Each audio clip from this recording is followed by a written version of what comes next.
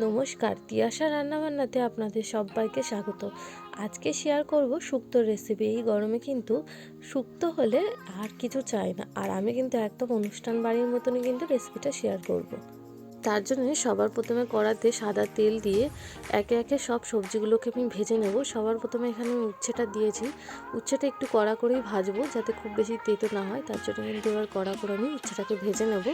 উচ্ছেটা ভালো মতন কড়া করে ভাজা হয়ে গেছে। এবার উচ্ছেটা তুলে নেব, নিয়ে ওই তেলের মধ্যে আমি আলুটা দিয়ে দিয়েছি। আমি এখানে 3টে মিডিয়াম সাইজের আলুকে এভাবে লম্বা লম্বা করে কেটে নিয়েছিলাম। সব কিছুর মধ্যেই কিন্তু একটু স্বাদ মতো নুন দিয়েই ভাজতে হবে।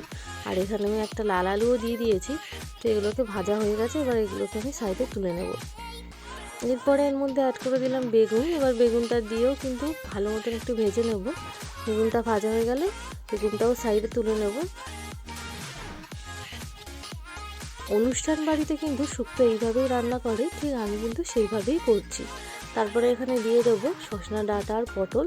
এবার এগুলোকেও আমি ভালো করে ভেজে নেব, স্বাদ মতন একটু নুন দিয়ে। এগুলো ভালো মতন ভাজা হয়ে গেছে। এবার কিন্তু এগুলোকে আমি তুলে রেখে দেবো। আমি সব সবজিগুলোকে কিন্তু একটু কড়া করেই ভাজবো। এরপরে এর মধ্যে আমি ভেজে নেব কলাটা। তো কলাটা দিয়ে কলাটাকেও কিন্তু খুব ভালো মতন করে এটাকে আমি ভেজে নেব। কলাটা ভালো মতন ভাজা হয়ে গেছে, এবার সাইডে তুলে নেব। তারপর তেলের মধ্যে দিয়ে দেবো রাঁধুনি ফোড়নে। রাঁধুনি ফোড়নে দিলেই কিন্তু শুক্তোর টেস্ট দারুণ হয়। তারপর সমস্ত সবজিটা কিন্তু এর মধ্যে অ্যাড করে দেবো। আর আমি কিন্তু বড়িটাও ভেজে তুলে নিয়েছিলাম, তো বড়িটাও দিয়ে দিলাম। এবার সমস্ত কিছুকে খুব ভালো মতন করে কিন্তু মিশিয়ে নেব। এবার স্বাদ মতো নুন দিয়ে দেবো, দিয়ে খুব ভালো মতন করে কিন্তু এটাকে আমি কষিয়ে নেব। অনুষ্ঠান বাড়িতে কিন্তু ঠিক এইভাবেই শুক্তো রান্না করা হয়। আমার এই স্টেপগুলো ফলো করে কিন্তু একবার অবশ্যই বাড়িতে শুক্তো বানিয়ে দেখবেন। যদি রেসিপিটা ভালো লাগে তাহলে কিন্তু অবশ্যই লাইক কমেন্ট সাবস্ক্রাইব করবেন। এবার এগুলোকে হালকা একটুখানি ভাজা ভাজা করা হয়ে গেছে। এবার একে একে আমি মশলাগুলো এর মধ্যে অ্যাড করে দেবো।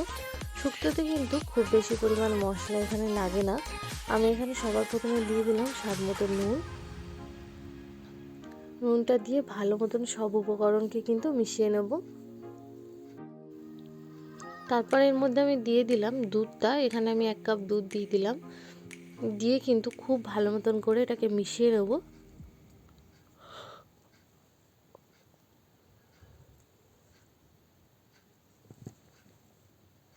2 মিনিট মতন কিন্তু দুধটা দিয়ে মিশিয়ে নেব।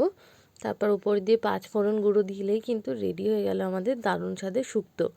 আর আমি একটু শুক্তো মশলাও অ্যাড করেছি, একটু ঘিও অ্যাড করেছি। এইভাবে কিন্তু রেসিপিটা একবার অবশ্যই বাড়িতে ট্রাই করবেন।